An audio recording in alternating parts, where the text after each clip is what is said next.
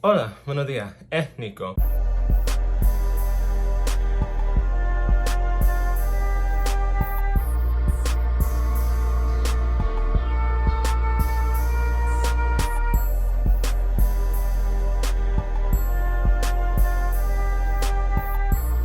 So today we're here to talk about something very delicate. This is my fourth time recording this, and the last video was 7 minutes, but I was just breathing heavily because I was so anxious over what to say, because it's a very delicate topic, and I will not tolerate any misinformation. I will not tolerate any negative comments for those living with HIV and or misinformation on preventative measures or aftercare.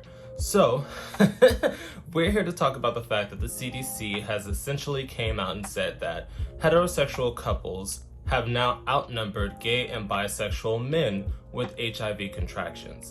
So, what this means is that heterosexual people are now the majority of HIV patients.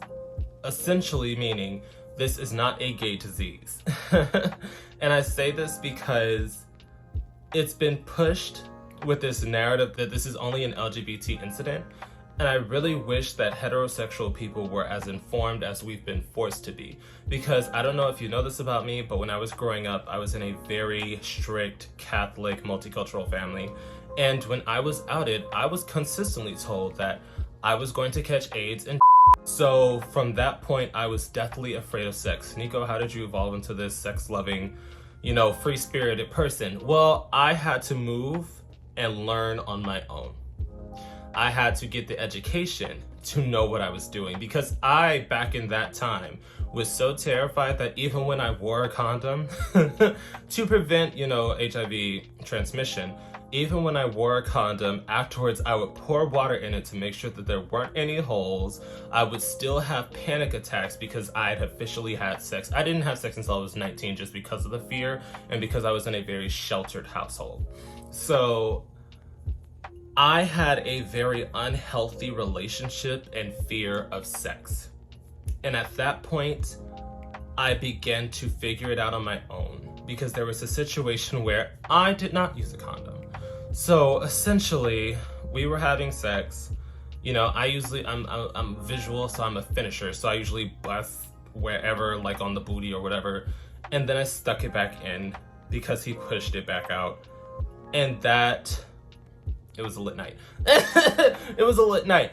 But that struck fear in me, and I instantly ran to a clinic. And I found out about not only preventative measures, but also preventative measures after possible contact with HIV. So essentially, there is PEP. I remember one of my commenters said, you've talked about PrEP, but what about PEP?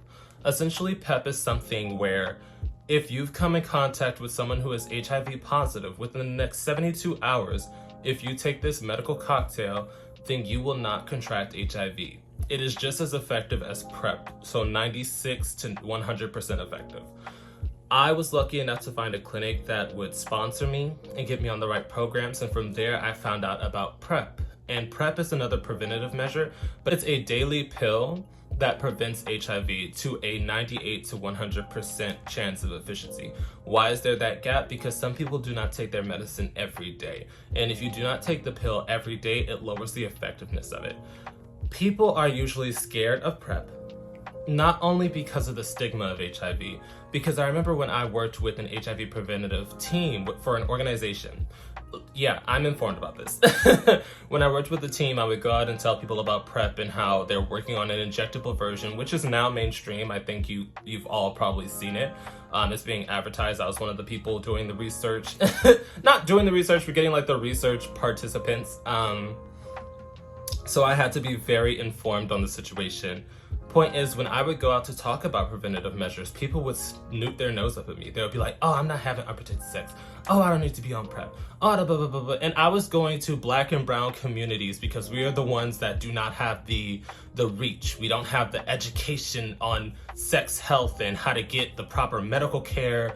And they were looking at me like I was nasty and I was crazy because I said this can help you prevent HIV, which affects our communities heavily.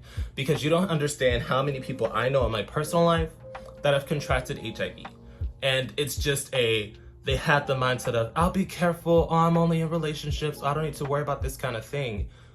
But I remember one of my closest friends contracted it because of their boyfriend being unfaithful. And that used to be a large amount of cases of infidelity within couples, because once you become a couple, you stop using protection because you're like, oh, I trust this person, oh, I love them, this is my blah, blah, blah, blah, blah. You don't know where that dick been. You don't know where that dick been. Let's just keep it like that.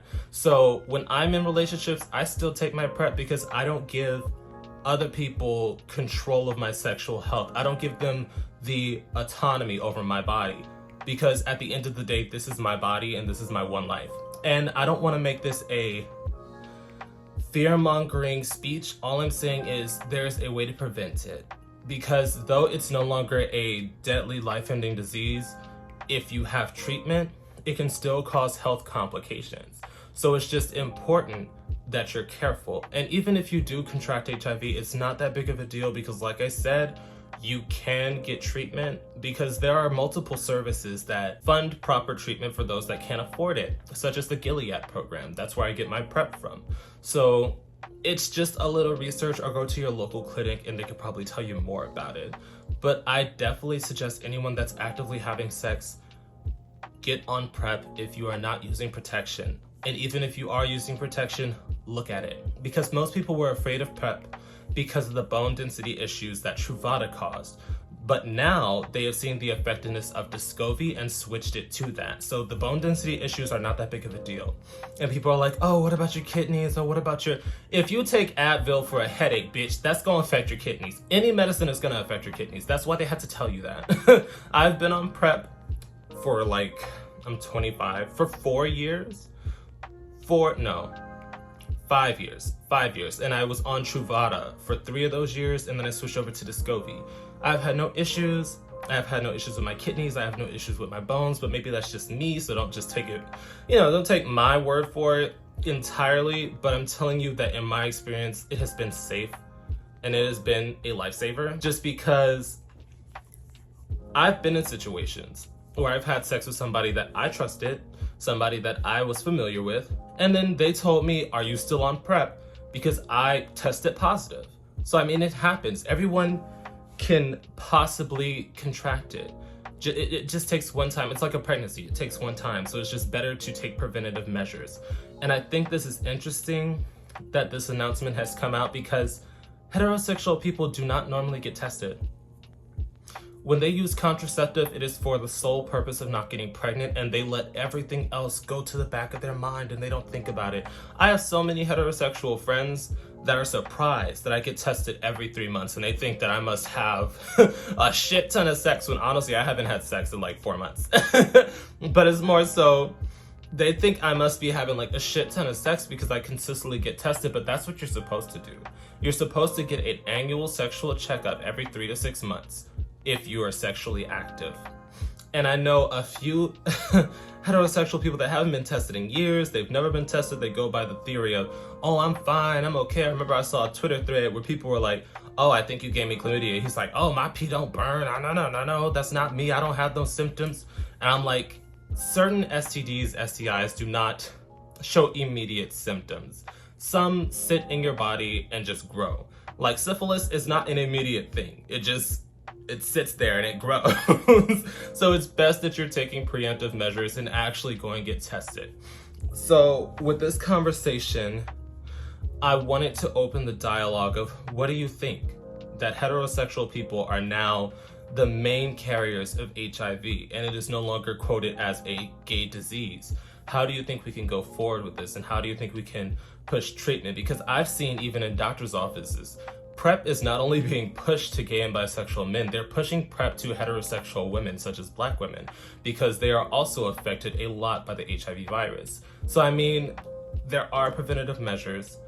There are ways to combat it if you do contract it, and there are ways to prevent yourself from seroconverting if you get treatment in time, the 72 hours of PEP. So, I mean, I definitely want your opinions down below. And once again, we are being respectful and we're having an open dialogue about the current situation of the HIV virus within our community, within our society. So no negative shit about anybody that is currently living with HIV. because that is not their fault. So moving on. Drop your opinions down below. Boop. And once again, a quick thank you to all my patrons on Patreon, and a quick shout out to my third eye tier patrons. Your support means everything to me and helps me do this a lot more smoothly. I will also be listing this week's live stream topic in case anybody wants to join in on the fun. I will see you guys there.